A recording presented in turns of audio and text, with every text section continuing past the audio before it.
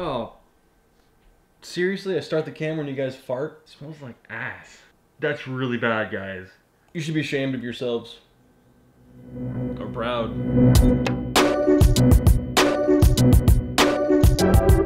January 13th, 2015. Battle of the Bands. Why are they so bad? What's so wrong about them? A bit of background before we delve into this. I was in a band called For the Most Part for a couple of years, and we took part in a few Battle of the Bands. As a new band, you really didn't know how to promote yourselves. You didn't know what you could, what you couldn't do, what you should, what you shouldn't do. It became really clear that handing flyers out was really trying to get people to throw your shit away. And what you didn't want to do is you didn't want to go to other shows and piggyback on their show because that's kind of not cool. I mean, I understand why, I understand the concept behind it, but the reality is it's their show. But honestly, a lot of people don't even promote their shows. They don't even have posters. So without focusing on an online audience and with having musicians who were at the time more focused on being musicians than they were being involved on Facebook or MySpace. And without that experience, you were just playing in a garage because that's what you thought you needed to do. I think that for us, the unspoken rule was in order for us to play a show, we had to have something recorded or something ready to sell. And we didn't have an album because we needed to write and to practice the music until it was perfect. That's what we thought. Everything kind of piggybacked on, we needed money to record and then people to support us. Pulling ourselves up in our practice space was not getting our name out, so we had to play shows. Music is art, art's constantly evolving, so it's never really truly finished. So what if we wrote the music and played it with laser-like precision? No one was around to listen. But this video isn't about that. It's about production companies who take advantage of kids in that position and tries to put a spin on it so that they can suck out their audience. Venues would book you based on how many plays you had on MySpace. What they didn't understand was that if you had Firefox and you could open up different tabs, you could have different music players of your music, and so you could play your music on repeat.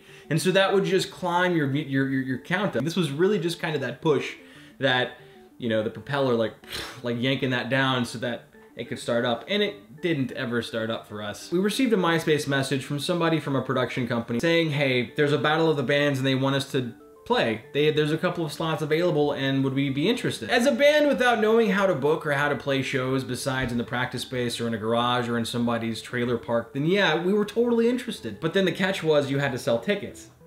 For the sake of the example I'm going to give, let's say that each ticket is $10. Let's say they gave us 100 tickets. That's $1,000 indirectly they're essentially handing to you. So you had to sell these tickets to play this show. You really don't know when you're going on stage because they'll give you a time frame of about 7 hours. They'll say, all right, so you can go on anytime between 5 and midnight. You don't know when you're gonna go on until the day of the show. Your time slot is not determined until you turn your tickets in, and everyone turns their tickets in, and then they count, and then they say, you go on at this time. So if you say, for example, you sold 30 tickets, you have to give them $300 and 70 tickets. If you sold the most tickets, you're gonna play last, and chances are you're gonna win that first round because that's it. The reality is you will win that first round because you just proved to them you can sell the more tickets than anyone else. Then they say, we're gonna take you on to round two. Round two is not gonna have as many bands because people are starting to bleed out their fan base. You start to ask your mothers, your sisters, your friends, your best friends' moms and dads and siblings, and you start realizing, I'm selling this stuff. At the beginning, you gave them $300. But then, because you won, everyone who didn't buy the first ticket, they're now saying, you know what? This might be a legitimate thing. This might be something that I can support and see them actually moving forward and doing something with. So they start buying tickets. So instead of 30 tickets this time, you sold 50. 50 times 10, $500, right? So then you show up the day of the show, not knowing when you're going to play, you hand them $500 plus 50 tickets, and let's say that you win that one too because you end up selling more than anyone else. Whoa, at this point, you're on round 3. Round 3 is the same amount. 100 tickets for $10 a piece. Let's say you sell 70. Let's say that everyone's getting really pumped and really excited, and they say, you know what? We're gonna all buy tickets. So you end up giving them $700 and 30 tickets. Now just putting the brakes on for a second. You just gave them $1,500. $300 from the first round, $500 for the second round, that's $800, plus the $700 you just pulled in for the third round.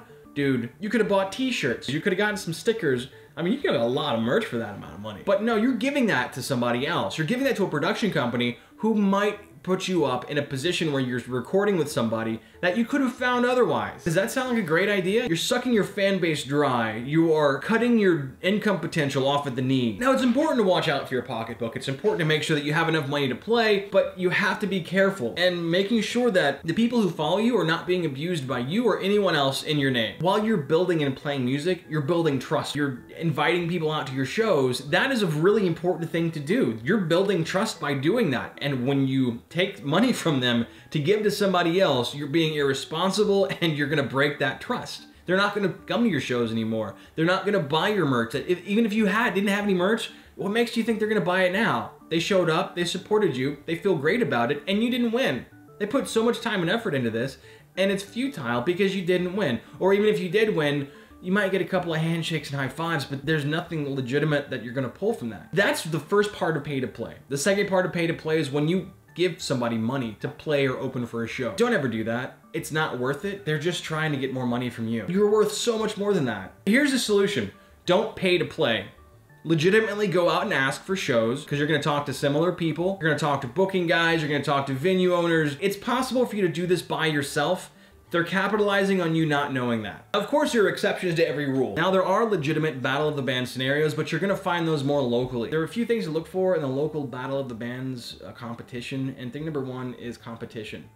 Sounds ridiculous, right? But it's really basic. There's no pre-sale of tickets. You show up, you play your set, people vote. Thing number two, there are a limited number of bands on the bill, generally 3 to 5. You don't want to have the show go on forever and people just not stay, because people will drift away. Number three, there are no bullshit applause meters. There are legitimate votes. And the fourth one, I love this, there are multiple rounds. It's fun and it beefs up the energy and it beefs up the hype about the event if you have it kind of in 3 different events or 3 different rounds. But in the final round, you're actually being judged. These judges will have a say in who wins and who loses. The even cooler part is you get critiqued on stage. They want to help you succeed, and they're not going to be dicks. Now, there's some people who legitimately need to hear a certain message, but it's as fair can get when it comes to Battle of the Bands. And also, there's a split with the percentage. Maybe it's 60-40, maybe it's 55-45, but there's a split in terms of the audience votes versus the judges' votes, as to who wins and who loses. And there are other legitimate scenarios where money exchanges hands in order for you to play. Like, for example, if you're running a venue, you'll have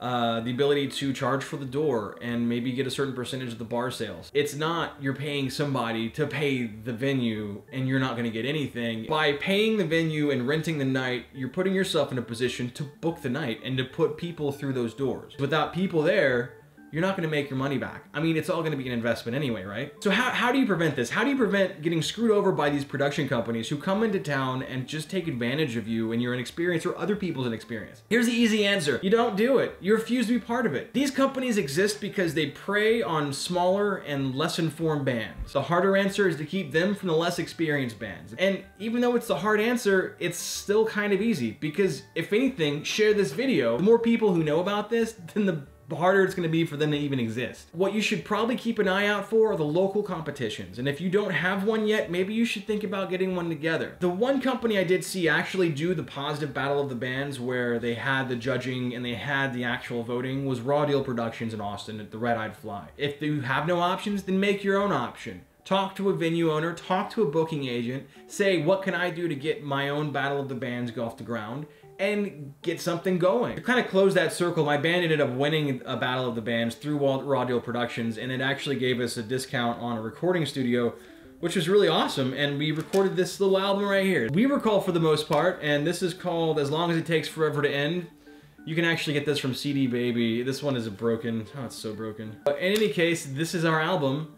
I'll put a link in the description below. If you're interested in finding out more about pay-to-play scandals and schemes, then I will also kind of link to a couple of extra videos. I'll start collecting questions for the next Q&A, so feel free to ask in the comments. Today's Tuesday, and I love you.